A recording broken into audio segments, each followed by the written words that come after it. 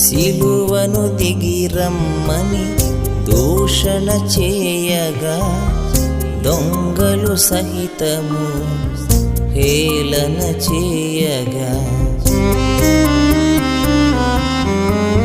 సిలువను దిగిరమ్మని దూషణ చేయగా దొంగలు సహితము హేళన చేయగా కొరడాలతో కొట్టి